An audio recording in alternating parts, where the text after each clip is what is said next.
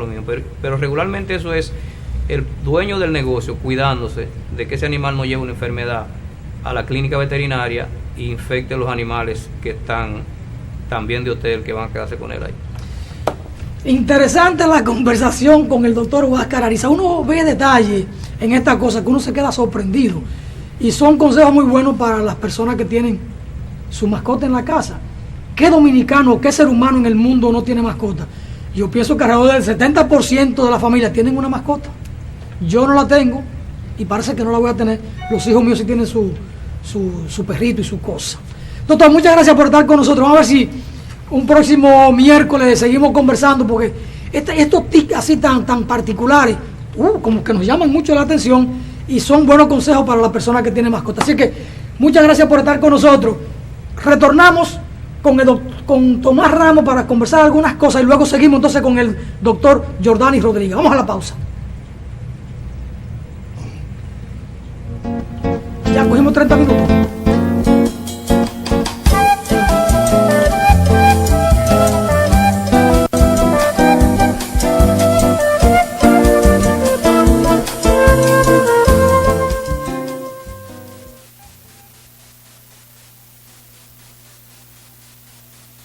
Cuando usted vaya a comprar o vender una casa, un apartamento o un solar, piense en Felga S.A., una compañía de bienes raíces con criterio muy profesional.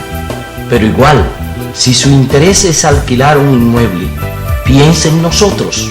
Felga S.A. está ubicada en la calle Ramón Santana, esquina Máximo Gómez, en la zona universitaria, con los teléfonos 809-682-7202,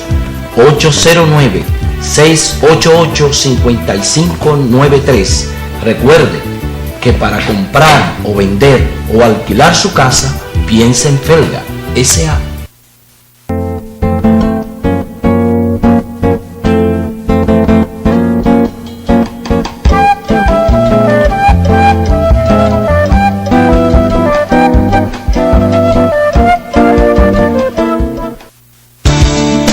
Contra la corrupción y la impunidad, Paola Félix, diputada por la circunscripción número 1 del Distrito Nacional, vota 26 en la boleta de Alianza País por Paola Félix. Juventud, capacidad, por la familia, vota 26, Alianza País.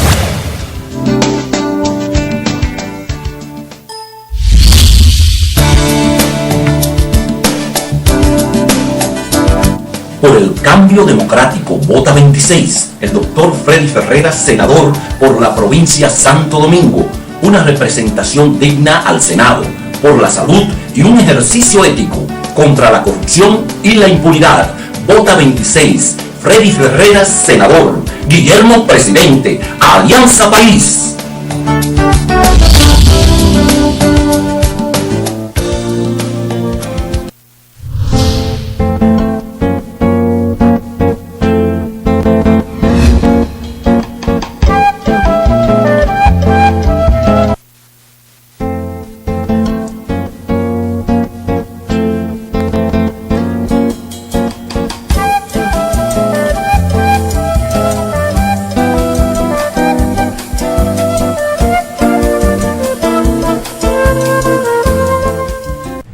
Seguimos en su espacio Voz para el Cambio. Alfonso Torres Ulloa para conversar para ustedes y con ustedes.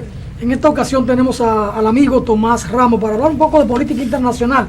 Pero antes, el país sigue siendo sacudido por el tema de la corrupción, el tema de la impunidad. La FINJUS, la Fundación Institucionalidad y Justicia, dice que la Procuraduría está obligada a iniciar investigación caso Odebrecht, y lo hará. Porque ¿quiénes trajeron aquí al lado de Odebrecht? Leonel Fernández, y Danilo Medina continuó con ellos. ¿Va Domínguez Brito a investigar a Odebrecht? No, hombre, no. Porque implica investigar esa relación que tienen ahí los jefes políticos de él. Él dijo que era un hombre de Leonel y lo nombró Danilo Medina. Y por eso no recurrió como tenía que hacerlo el caso de Félix Bautista. Entonces uno, pero la FINJUS está bien que lo plantee.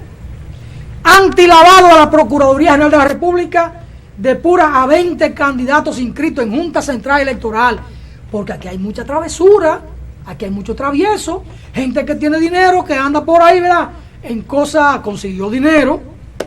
No los que consiguen dinero con la política, porque esos son tan malos como los que lo buscan por el narcotráfico o por el sicariato. Pero bueno, de esas cosas es bueno uno no hablar, ¿verdad?, para que después no digan que uno es jodón, que uno es un necio, ¿eh?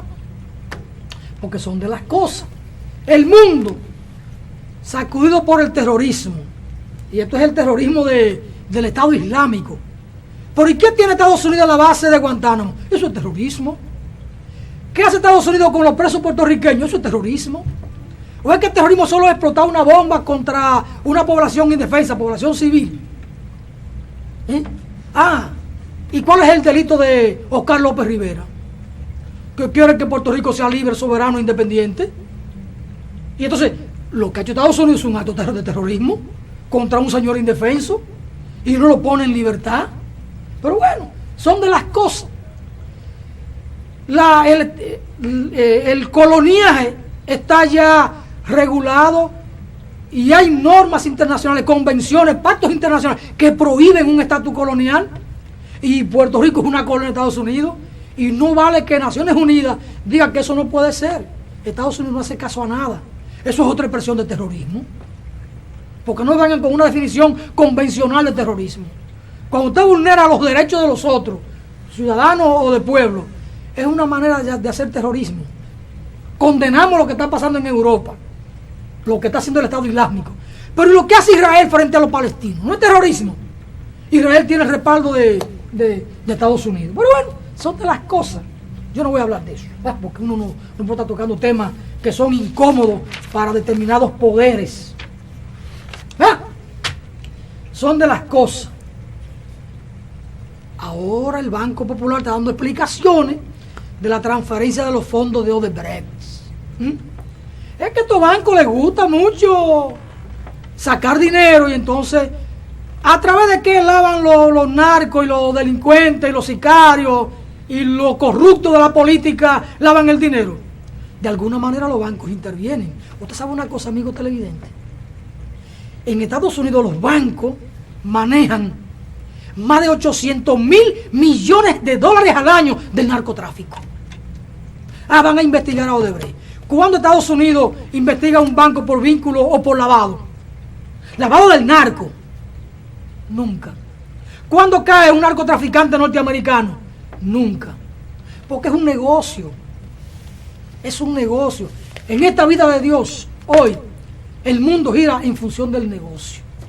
Por eso hay lo que se denomina una política neoliberal, que no contempla patria, ni símbolo, ni dignidad, ni decoro, no respeta nada. Todo gira en función del dinero. En función del dinero. Que Barack Obama estuvo por Cuba en días pasados. ¿Y por qué? Porque Estados Unidos se ha ido quedando fuera del negocio que representa Cuba.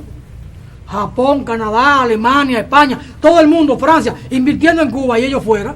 Y recibió una gran presión de empresarios norteamericanos porque se estaban quedando sin una tajada del pastel. No pudieron borrar a Cuba del mapa, ni por la vía diplomática, ni por la vía de la presión y el bloqueo y todo.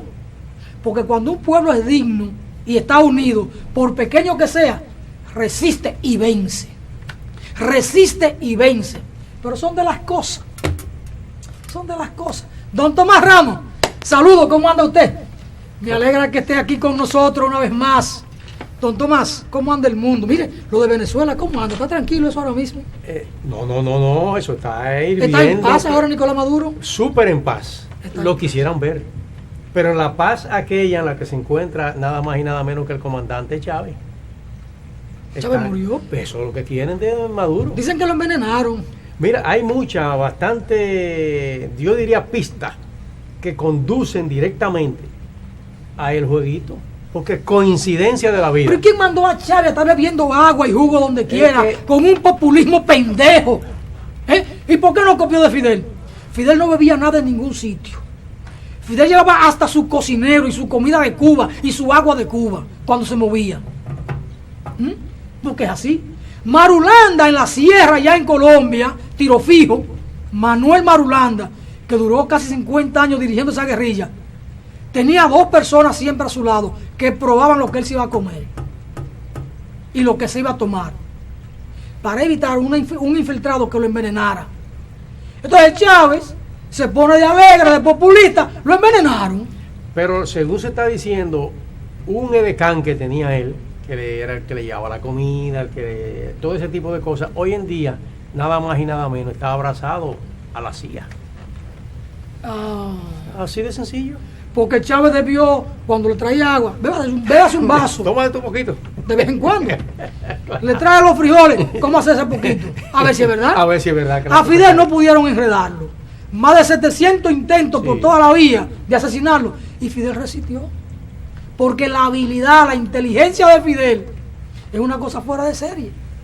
Él decía algo que yo diría que es interesante. Él hablaba de los azares de la vida. ¿Chávez o Fidel? No Fidel. ¿Y realmente, qué son los azares de la vida? Eso es interesantísimo. Él decía que la casualidad, que hay cosas que son casuales, no causales, sino cosas que pasan independientemente de lo que tú quieras o no quieras. Y lo más sencillo fue en el 53, cuando en el asalto cuartel Moncada. ¿Quién le salva la vida a él? El teniente Sarría. ¿Por qué le salva la vida a él? Por los discursos que él hacía en la universidad, y el teniente vivía cerca de allá y lo oía. Y se dio cuenta luego del asalto y toda la conjetura y todo lo que hubo, que cuando llegan allí lo toman preso, y lo primero que le dice a Fidel es: no diga tu nombre, que yo sé quién tú eres. No diga que tú eres Fidel. No diga tu nombre. Y Fidel dice que él oía en esos momentos hablar al teniente Sarria. Decía: las ideas no se matan. Las ideas no se matan. Las ideas no se matan. Mira, pero ¿podrá ser eso ciencia? ¿No? Y después que Fidel toma el poder, ¿qué pasó con el teniente Sarria? Se incorporó incluso él fue parte de la escolta de Fidel hasta que murió. Murió de cáncer él, sí, a los 70 y pico de años. Pero más o menos. Entonces, eso lo que pasa precisamente cuando tú me hablabas de Chávez, que el liderazgo de Chávez y ese Chávez, ese pata por suelo, como le decían, el vendedor el arañero con su dulce de papaya, como le dicen allá, la lechosa, fue una gente que ¿Él vendía dulce de lechosa? Sí, a su abuela se la vendía. Y con la pata por el suelo. La abuela hacía el dulce y él vendía dulce. Lo vendía a donde quiera. Y de vendedor de dulce pasó a ser presidente. Increíble. Es lo que te digo, los azares de la vida. O sea, a veces tú no sabes en cuál es el momento oportuno para tú ascender o descender. Sí, porque aquí nadie pensó que Leonel iba a ser dueño del país. Exacto. Son de esas cosas que se dan en el momento preciso. Tú no has oído esa frase que mataron a fulano. Pero ¿y por qué lo mataron? Porque fue al lugar equivocado, a la hora equivocada y con la gente equivocada. Mira que Leonel iba a ser pelotero porque él tiene sangre de pelotero. Bueno, eso es un chisme fuerte. Tomás, dígame de Venezuela. Mira, ¿cómo está Maduro? Estaba en Cuba el día pasado Maduro. Sí, estuvo antes. ¿Y en Rusia? Si no, el muchacho se mueve de una manera increíble. Incluso hubo una jugadita interesante. Esa es otra, dicen que él era cobrador de guagua. Cobrador de guagua, no, y chofer también de chofer guagua. de guagua. Sí, el muchacho ha tenido la virtud. Mientras Chávez vendió los dulces y las cosas y pata por el suelo, este muchacho se fajó en un volante. Pero Chávez se formó políticamente. Chávez estudió ciencia política. Pero muy. Mira, incluso con una cultura. La biblioteca que tiene Chávez, que todavía se conserva allí, no son 3 ni 4 los libros. Y esos libros están todos subrayados. O sea, el hombre realmente estudió. Dígame una cosa, Tomás. Se está planteando en Venezuela la destitución de Maduro. ¿Podrá la oposición, que ahora controla el Parlamento, lograr su objetivo de destituir a Maduro? Vía el referéndum. Precisamente a eso, esa es una de las cosas que debemos de entender en este momento. ¿Qué pasa actualmente luego de que la derecha ocupa la mayoría en la Asamblea Nacional? Mira, el presidente Ramos Alup de la Asamblea Nacional, lo primero que hace el día 5, que es cuando él toma ya su juramentación, que se juramentó, o sea, autojuramentó él mismo, él dice que a Maduro le quedan 6 meses de vida, no, sino 6 meses de estar al frente del poder en Venezuela. O sea, tú dices, pero ven acá, y la Constitución contempla de que tú puedes decirle a fulano o a perencejo que tú vas a durar 6 o 7 días. Entonces, ¿qué pasa? A partir de ese momento, ¿cómo se acrecienta realmente la lucha política en Venezuela? Primero, ¿qué le da el gran triunfo a esta derecha para que ella haga lo que hasta ahora ha venido haciendo? Hay algo que se llama la guerra, que es un término hasta tú dirías bélico, la guerra económica. ¿Qué significa la guerra económica? La guerra económica es aquel tipo de, diríamos, de planteamiento, de táctica, de operatividad, en la cual, mediante a una serie de actitudes, tanto de la burguesía de allá, como de la propia derecha de allá, como del imperio norteamericano, han creado las condiciones para que aparentemente en Venezuela no se esté jugando lo de que si hay producto, que si hay comida, que si no hay comida, que si las colas son largas, que si se sube, que si hay un dólar paralelo, clandestino. O sea, todo ese tipo de armamento se ha creado en Venezuela para hacerle la vida imposible a la revolución de Venezuela. Y sobre todo Maduro, que representa la revolución de Venezuela. Entonces, ¿qué pasa? ¿Qué se ha dado cuando... Y además un elemento interesante que se da es que Venezuela, como otros países, pero sobre todo ellos, dependen exclusivamente de la venta del petróleo. Eso ha creado una situación difícil. Pero Venezuela tiene mucho territorio, ¿por qué no siembran exactamente la habichuela y yuca y batata y arroz? Exactamente, como se da ese fenómeno en el cual la guerra sigue abierta y en choque contra los poderes de allá, sobre todo la Asamblea Nacional, porque acuérdate que no solamente él dice que son 6 meses que le queda de existencia como mandatario, sino que inmediatamente fueron creando leyes, pero leyes que tú te quedas con la boca abierta. Por ejemplo, ellos decían... ¿Quiénes son ellos? La derecha. En Venezuela. Y dirigido por los Estados Unidos. Y además apoyado por países europeos. Pero las elecciones fueron limpias, Tomás. Súper limpias. Entonces, si la derecha ganó, ganó. No, pero el problema no está en que se le está diciendo que la derecha ganara o no ganara. No, el problema es lo que la derecha está haciendo. Con todo derecho. No, porque Chávez hizo lo que tenía que hacer y Maduro está haciendo lo que cree que debe hacer. Correcto, pero lo han hecho en función de un librito que se llama Constitución. Ellos lo están haciendo por encima de la Constitución. Incluso se plantean en una de las leyes de ahora, que es la ley de la inmunidad, como dicen, se le está hablando, que es de la impunidad, que es aquella ley en la cual ellos han metido todo lo que han sido delitos a partir de el comienzo del 99 hasta hoy en día, para sacar toda esa podredumbre, los presos que se dicen que son políticos, los ladrones que están adentro, los que están afuera. O sea, ese tipo de ley en la cual ellos han tratado de, por encima de lo que sea, de llevarla a que se dé. Porque tú te imaginas lo que significa.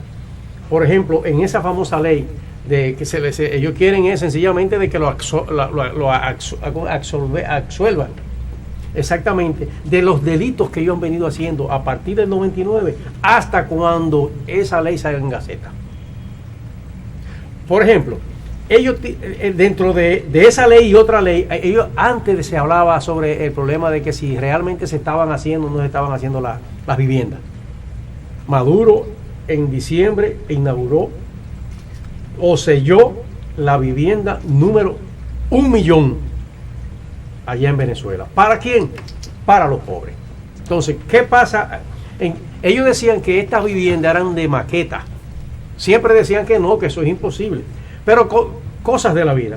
Ahora vienen con una ley que dice que esas viviendas son reales, pero que ellos van a darle un título especial a cada uno de los que se le entregó la vivienda, sencillamente cambiándole algo que aparentemente no se veía o no se quiere ver, de que mientras se le entrega a cada una de los amigos, amigas, de la gente que tiene su vivienda, una cláusula que dice que esa casa no puede ser vendida, sino sencillamente que esa casa es de la familia, que mientras existe esa familia puede tener esa casa.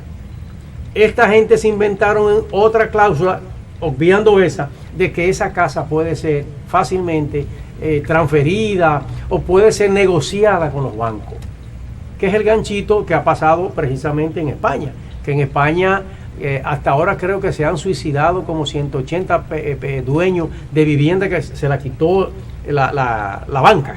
Entonces ellos quieren que esa persona que están ahí fácilmente cogen y negocien con la banca, no lo van a poder pagar y entonces esas viviendas van a ser parte, van a formar parte de engrosar a la fila, como dice uno, de los bancos de esa burguesía que está allá.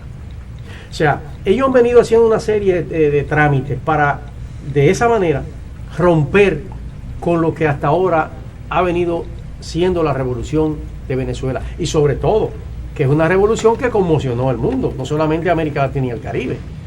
Incluso una revolución que no se tiró un solo tiro. No se tira un solo tiro. Y es revolución. Y es sí, porque revolución no es violencia. No, yo estoy preguntando. No, revolución significa cambios rápidos y sobre todo con la participación del pueblo. Porque si el pueblo no participa, ¿en qué estamos? Cambios rápidos. Pero la derecha está haciendo ahora contra revolución. Correcto. Porque va con cambios rápidos. Exactamente el caso, por ejemplo, de Argentina, con Macri a la cabeza, que ahora él no sabe dónde va a meter su cabeza. Bueno, porque Cristina perdió. Sí, no, y perdió. Y el pueblo eligió a la derecha para joderse, porque se joda. Pero ese es un caso muy interesante que yo ojalá no dé tiempo para tocarlo, pero yo quiero meterme ahora, ¿qué es lo que Maduro hace con esta campaña abierta? Acuérdate que ahora vuelve otra vez el amigo Barack Obama y ratifica el famoso decreto aquel que dice que Venezuela es un país que le tiene, o sea, es un país que no es grato para los Estados Unidos y además se atrevió a decir de que ese gobierno tenía que caer. Pero también Obama debe caer porque el gobierno norteamericano no es grato para nadie. Exacto. Andan bombardeando el mundo siempre. Pero se mantiene precisamente por eso, por el gran poderío militar y el otro gran poderío de quitar. Ahorita tú decías la política es un juego de intereses. Totalmente, pero totalmente. Precisamente por eso la gente justifica sus posiciones como si fuera un juego de ajedrez. Sí, pero por eso mismo es que ¿qué hace Maduro? Usted comprende que está usted justificando sus posiciones ideológicas. Claro, cada ser humano tiene su ideología. Hay mucho que la ideología de ese ser humano es ser, entre comillas, el pendejo. Pero es mentira, esa es su ideología. Pero usted nada más habla de Venezuela, usted nunca habla de República Dominicana. Eso. Como que aquí todo es una tacita de cristal, que aquí todo está bien. ¿Está qué? Aquí todo está bien. Bueno. Según usted, porque usted nunca habla de República Dominicana. No, lo que pasa de República Dominicana es una situación en la cual yo soy de lo que creo, que las revoluciones del... ¿Cómo se llama a un estudioso de Venezuela? Venezólogo, ¿cómo se llamaría? A un estudioso de Venezuela. Ponlo como estudioso venezolano. De la historia de Venezuela, del desarrollo de Venezuela, de su antropología, de su sociología, de su vida. El dominicano, bueno, tenemos unos cuantos dominicanos que hasta ahora han venido haciendo algún trabajo. Por ejemplo, tú estás en eso. Tú estás ahora mismo... ¿Cuántos libros tú has escrito sobre las ideas de Duarte, sobre el comportamiento de Duarte, sobre ese tipo de cosas? Tú eres un estudioso de Duarte y de República Dominicana, porque quieras o no, se está en eso. Entonces, no, yo sé que soy un estudioso de Duarte, de República Dominicana, pero usted que nada más me habla de Venezuela. Lo que pasa es que yo he entendido algo que para mí tiene una importancia vital. Cualquier revolución que querramos hacer, si no somos capaces de entender que solo unido todo lo que es América Latina y el Caribe, si no nos integramos, las revoluciones se hacen cada vez más difíciles. Porque mira ahora mismo... Incluido Puerto Rico. Ese es un caso muy especial. Y entonces, ¿quién está en un tránsito más desafiante? ¿Puerto Rico o Venezuela? Venezuela es una nación constituida exactamente. Claro. Es un estado. Sí. Puerto Rico es una colonia. Solo que el caso fundamental entre Venezuela y Puerto Rico, que no la quiero ver nunca enfrentada, porque eso no, la idea nuestra no es esa, es que Venezuela significa ahora mismo la punta de lanza del cambio anti-neoliberal, de lo que está haciendo allí. Por ejemplo, mira ahora mismo, ¿qué hace Maduro para contrarrestar lo que es ese rentismo petrolero, que no es más que un país coincida o un país dependa exclusivamente de un producto? Lo que es sencillamente el producto de qué? Del petróleo. Eso ha sido un error garrafal para el propio Estado, el Estado venezolano. Entonces, ¿qué hace precisamente Maduro para ese tipo para enfrentar y comenzar de una u otra manera a ir desbaratando de que todo dependa del petróleo y los ataques que viene dando la derecha con respecto a sacarlo, como ya le dijeron que le dieron 6 meses para estar en el poder. Él sencillamente ubicándose en lo que el amigo Chávez dejó, que fue nada más y nada menos un libro, o sea, dejó un programa en el cual él toma uno de los puntos fundamentales de él, que son los motores para mover la economía venezolana, para cambiarla de ese rentismo petrolero como tú decías, a la diversificación de todo lo que tiene Venezuela. Incluso hay una frase interesante que se hablaba, o se sigue hablando de la siembra petrolera. Tú dices, pero ven acá, y eso está ahí, si se siembra el petróleo. No, que con el dinerito que se consiga del petróleo comencemos a ampliar la economía. El dinerito, Tomás. Sí, Carajo. es que de 375 mil millones de dólares que entraban anual al país, ¿tú sabes cuánto fue el último conteo que se llegó? A 70 mil, de 375 mil, porque la baja petrolera. Acuérdate que el petróleo se llegó a vender en Venezuela a 16, 17 y 18 el barril. Ahora es que comienza lentamente a subir. Y eso ha ¿Y creado... usted quiere que el petróleo suba? No, que se ponga en el punto que tenga que ponerse. Porque lo más sencillo, y Chávez decía eso, señores, es que un barril de vino cuesta más que un barril de petróleo. Dice, ¿y cómo se explica eso? Que un vino que el que quiera degustar de él, pero no es una cuestión que si tú no tomas vino, tú no te vas a salvar ni te vas a morir. ¿Cómo es posible que un barril de vino cueste más que un barril de petróleo que mueve la economía del mundo? O sea, es sencillamente tú buscas los precios que se ajusten al momento actual, que no vaya a desconsiderar a nadie. Por ejemplo, está Petrocaribe. ¿Qué es lo que es Petrocaribe? ¿Tú crees que si no tuviera Petrocaribe en República Dominicana y los 30 y pico de países que de una u otra manera se están alimentando por esa vía, estuvieran haciendo lo que están haciendo? Bueno, Tomás, mire, yo quisiera ver el barril de petróleo a $5. Yo lo quisiera ver regalado. Para yo comprar gasolina a 10 pesos el galón. No, pero yo quisiera verlo regalado, pero la producción del petróleo, de sacar la extracción de petróleo, le sale, creo que por cada galón a Venezuela de 12 a 16 dólares. Entonces, lo van a sacar a 16 y lo van a vender a 5. Ese como que es el negocio del capaperro. Que dejen ese petróleo ahí y que se pongan a sembrar yuca. No. Entonces, precisamente, ahora, ¿qué hace Maduro? Maduro toma algo de los motores. Ustedes saben lo que significa un motor. Un motor es en un carro lo que le da impulso, lo que lo mueve, lo que lo hace avanzar, retroceder. Entonces, él ubica 14 motores para contrarrestar ese rentismo petrolero y, por otro lado, la guerra económica que le tienen allá. Entonces, ¿qué pasa? ¿Qué hacer él de esos motores? Yo lo voy a enumerar los 14 motores para que quizás entendamos un poco la dinámica que quiere darle allá a ese tipo de cosas. Por ejemplo, el motor número 1 para él es el motor agroalimentario. O sea, sin la comida no hay nada. Entonces, ¿quién es que hasta ahora ha venido dirigiendo los destinos de la alimentación en Venezuela? La burguesía, las transnacionales. Más del 64% de lo que se produce, y no es que se produce, no, que se envasa. ¿Quiénes son los que lo dirigen? Las empresas internacionales y algunas nacionales. Por ejemplo, tenemos el caso del arroz, de la caraota, o sea, las habichuelas.